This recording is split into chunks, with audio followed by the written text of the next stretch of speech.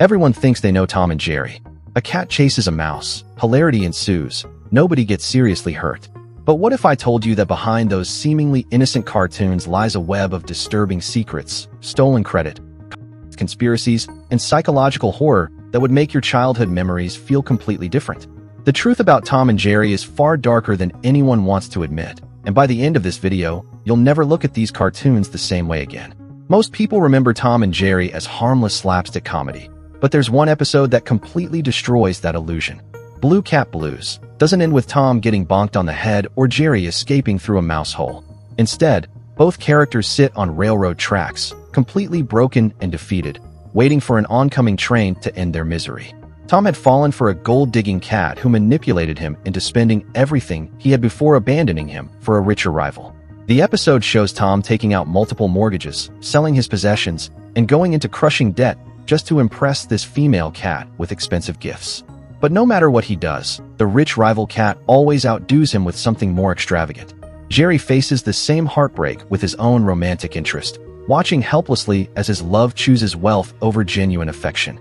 The episode literally ends with both characters choosing to off themselves rather than continue living with their emotional pain. This wasn't some edgy modern reboot or adult parody. This aired in 1956 as children's entertainment, packaged alongside other supposedly innocent cartoons.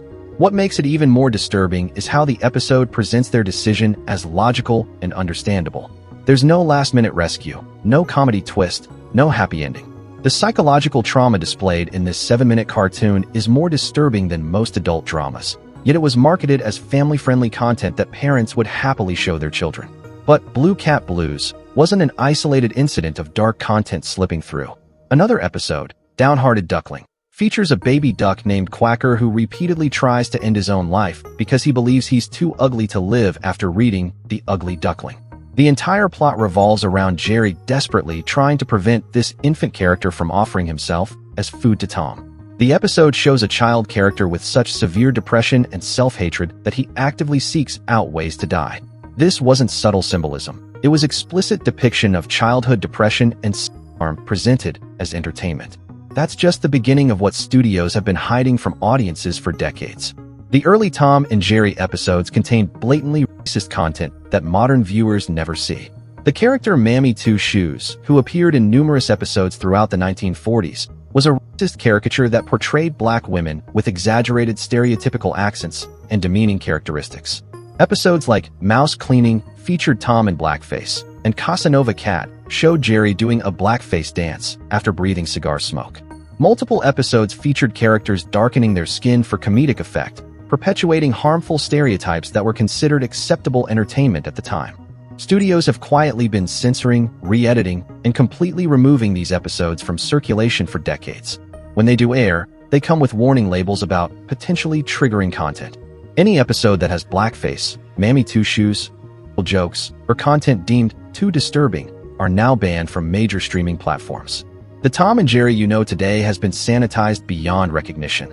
The original version was filled with content so offensive that it can't be shown without extensive disclaimers or complete removal from distribution. But the racist content wasn't just limited to obvious blackface gags. The entire portrayal of Mammy Two Shoes reinforced harmful stereotypes about black domestic workers. She was depicted as loud, aggressive, and incompetent, speaking in exaggerated dialect that caricatured African American speech patterns. Her face was deliberately never shown in most episodes, reducing her to a pair of legs and a stereotypical voice, literally dehumanizing the character. This systematic racism was woven into the fundamental structure of the show, making it impossible to simply edit out problematic scenes without destroying entire episodes. The conspiracy goes deeper than just censorship, though. During the height of the Cold War, when Americans were terrified of communist infiltration and McCarthyism was destroying careers over suspected communist sympathies, MGM was secretly collaborating with the enemy. In the 1960s, many Tom and Jerry episodes weren't made in America at all. They were produced in communist Czechoslovakia by Czech animators working for a fraction of American costs. This wasn't just cost-cutting. It was ideological betrayal at the highest levels of American entertainment. MGM knew that American audiences would be outraged if they discovered their beloved cartoons were made by communist hands, so they engaged in an elaborate cover-up that lasted for years. They Americanized the names of Czech animators in the credits, making it appear as though the episodes were created by an all-American team of patriotic artists. While Americans were watching anti-communist propaganda in theaters and living in fear of Soviet nuclear strikes, they were unknowingly consuming entertainment produced by the very regime they had been taught to fear and hate. The Czech-produced episodes had a noticeably different animation style, choppier, less fluid, and often featuring different character designs. But MGM marketed them as authentic Tom and Jerry content, never revealing that American children were watching communist-made cartoons during the most paranoid period of the Cold War. The irony is staggering. The same studios producing patriotic American content were secretly outsourcing their most popular franchises to communist nations, all while maintaining the facade of red-blooded American entertainment. Meanwhile, the actual creators of Tom and Jerry were being systematically erased from their own success story.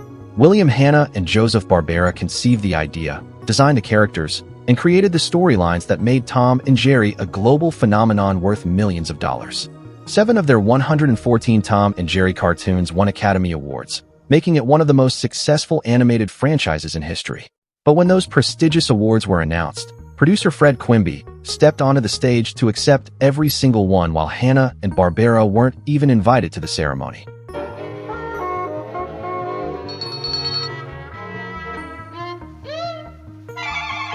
The MGM animation staff, especially Joseph Barbera and William Hanna, despised Quimby when he was head of the animation department, feeling he was a useless bore who had no love or talent in the medium, but still fought with the artists continually over their creative ideas. Quimby accepted each Academy Award for Tom and Jerry without inviting Barbera and Hanna on stage, despite the fact that he contributed nothing to the creative process. Joseph Barbera later called it the most outrageous thing in the world and expressed disbelief that someone else was taking credit for their artistic achievements. Think about the psychological impact of watching someone else receive recognition for your life's work. Hanna and Barbera had spent years perfecting their craft, developing the characters' personalities, and creating the visual gags that made audiences laugh worldwide. They were the creative geniuses behind every chase sequence, every explosive gag, every moment of comedic timing that made Tom and Jerry legendary. Yet when Hollywood's most prestigious awards ceremony honored their work, they were treated like invisible employees while their boss basked in glory that rightfully belonged to them. This wasn't just professional jealousy. It was systematic exploitation of creative talent by corporate executives who contributed nothing but claimed everything. Quimby was essentially a middleman who took credit for artistic genius, while the actual creators were relegated to anonymous workers. The men who created one of animation's most beloved franchises were treated like factory workers, while their supervisor received international acclaim for their innovations. The violence in Tom and Jerry wasn't just cartoon slapstick. It was genuinely disturbing content that influenced real horror entertainment decades later. In The Year of the Mouse, Tom creates an elaborate death trap where he places Jerry and another mouse in a glass bottle rigged with a pistol that will fire directly at them if they try to escape. The mechanism is designed to detect any movement and respond with lethal force, essentially creating a torture device that would kill the mice for attempting to free themselves. This torture device was so creatively diabolical that it inspired similar traps in the Saw horror franchise decades later. The psychological cruelty of creating a situation where the victim's natural survival instincts would trigger their own deaths demonstrates a level of sadistic creativity that belongs in adult psychological horror, not children's entertainment. Tom's Trap wasn't just violent. It was psychologically sophisticated in its cruelty, designed to torment its victims mentally before killing them physically. Never spoke before. Well, there was nothing I wanted to say that I thought you'd understand, and there still isn't. But even more disturbing was the throwaway scene in Heavenly Puss, where 3 adorable kittens appear in heaven, their faces poking out of a burlap sack. The implication is crystal clear. These baby cats were drowned at a horrifically young age, victims of the common practice of killing unwanted litters by drowning them in sacks. Yet they appear playful and innocent, completely unaware of the brutal way they died. The episode treats this reference to animal cruelty as casual background detail, normalizing the idea that killing baby animals was so commonplace it could be referenced in children's entertainment without explanation. The casual treatment of animal death wasn't limited to background references. Multiple episodes featured characters attempting to poison, electrocute, shoot, or otherwise eliminate each other using methods that would cause genuine suffering. The famous anvil-dropping gags were actually depicting attempted manslaughter, showing one character deliberately trying to crush another with heavy objects. The dynamite Episodes showed characters attempting to blow each other up with explosive devices. These weren't harmless cartoon physics. They were detailed depictions of attempted homicide presented as comedy. The psychological impact of Tom and Jerry extended beyond entertainment into real medical terminology, demonstrating how deeply the show's violent imagery penetrated cultural consciousness. Veterinarians actually named a legitimate cat disease Tom and Jerry syndrome because it perfectly captured the condition's symptoms. Older cats with heightened sensitivity to ultrasonic frequencies can suffer seizures when exposed to certain sounds, much like how Tom would panic and convulse when startled by loud noises in the cartoons. The fact that a real medical condition affecting actual animals was named after a cartoon reveals something disturbing about how normalized animal distress had become in popular culture. Medical professionals looked at cats suffering from seizures and immediately thought of Tom's animated panic attacks, suggesting that the cartoon's depiction of animal distress was so recognizable it became a cultural reference point for real animal suffering. What seemed like harmless animated chaos was actually normalizing genuine animal distress in the minds of viewers. The entertainment industry's dirty secrets became even more apparent when plagiarism accusations started flying between major studios. MGM's The Cat Concerto and Warner Bros.' Rhapsody Rabbit were released the same year with nearly identical plots. Both featured their respective characters as concert pianists dealing with pesky rodents living inside their pianos. The similarities weren't coincidental details. They were beat-for-beat copies of the same basic story structure, character motivations, and comedic situations. You never thought you'd miss that cat, did you? Both studios accused the other of stealing ideas in a bitter legal battle that was never truly resolved, revealing how major animation studios were essentially copying each other's work while publicly maintaining fierce rivalries. The originality that audiences assumed was driving their favorite cartoons was actually just recycled concepts being passed between competing companies. This wasn't artistic inspiration, it was corporate espionage disguised as creative competition. The plagiarism scandal exposed the illusion of creativity in the animation industry. Audiences believed they were watching the unique artistic visions of competing studios, but they were actually consuming variations of the same stolen ideas. The fierce public rivalries between MGM and Warner Bros. Were marketing theater designed to hide the fact that both companies were stealing from each other behind the scenes. What makes all of this even more unsettling is how these dark truths were deliberately hidden from the public through sophisticated censorship campaigns. Studios knew that parents would be horrified if they understood what their children were actually watching, so they implemented systematic cover-ups that lasted for decades. In 2006, complaints about smoking scenes led to widespread censorship of episodes where Tom tried to impress romantic interests by smoking. The UK banned all scenes of Tom and Jerry smoking and began showing cartoons with those scenes cut. Countries around the world began implementing their own censorship standards. Britain censored smoking scenes, multiple nations banned episodes with racist content entirely, and Egypt blamed Tom and Jerry for rising violence rates among children. Egyptian officials claimed the show was teaching children that violence could be funny and that physical harm was an acceptable way to solve problems. The criticism wasn't unfounded. The show did present extreme violence as comedic entertainment, potentially normalizing aggressive behavior in impressionable young viewers. Gene Deitch, who directed several Tom and Jerry episodes during the 1960s, openly admitted he hated the franchise and only worked on it for money. He called the original series senselessly violent and downright racist, acknowledging what many industry insiders knew but wouldn't publicly discuss. Even the people making the cartoons recognized how problematic the content was, yet they continued producing it because it was profitable. The financial success of the franchise was more important than the ethical concerns about its content. Deitch's honesty about his motivations reveals the cynical nature of the entertainment industry during this period. Creators were willing to produce content they personally found morally objectionable if it meant steady employment and financial security. The artistic integrity that audiences assumed was driving their favorite shows was actually secondary to commercial considerations.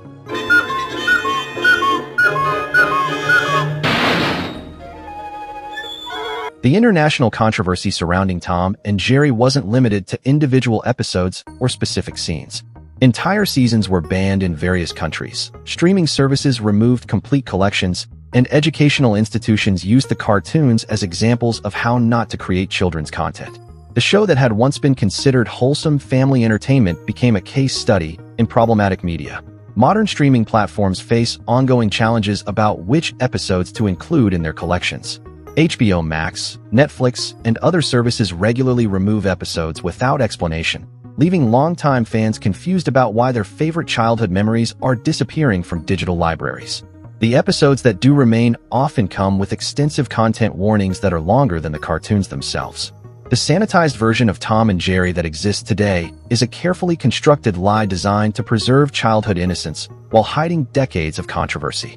From communist collaboration to stolen credit, from racist content to genuine psychological horror, from plagiarism scandals to systematic censorship, the real story of Tom and Jerry reveals how entertainment industries have always prioritized profit over ethics. The modern Tom and Jerry bears little resemblance to the original series that made the characters famous. The violence has been toned down, the racist content has been removed, the psychological horror has been sanitized, and the controversial episodes have been buried in studio archives. What remains is a hollow shell of the original concept, designed to be inoffensive rather than entertaining. The cover-up has been so successful that most people have no idea what the original Tom and Jerry was actually like. Parents show their children the sanitized modern versions, believing they're sharing innocent childhood memories, without realizing they're watching fundamentally different content than what they grew up with. The authentic Tom and Jerry experience has been lost to corporate sanitization and historical revisionism.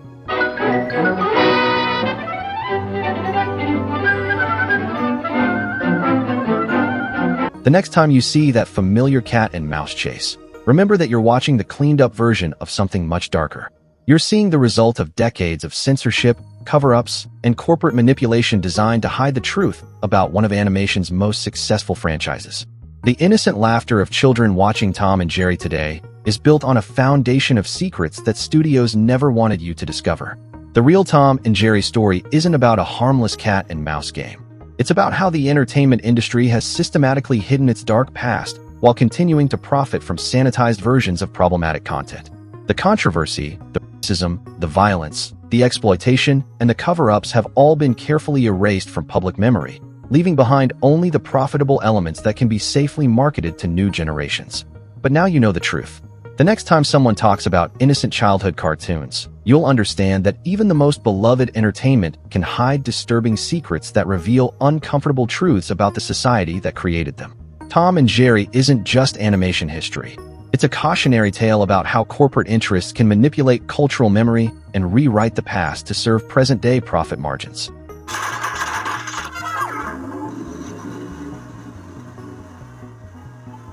If this blew your mind, make sure to smash that like button and subscribe because we're just getting started with exposing the dark secrets behind your favorite childhood shows. Drop a comment telling me which cartoon you want me to investigate next. I guarantee there are more shocking truths hiding in plain sight. And don't forget to hit that notification bell so you never miss when we uncover the disturbing reality behind the entertainment that shaped your childhood.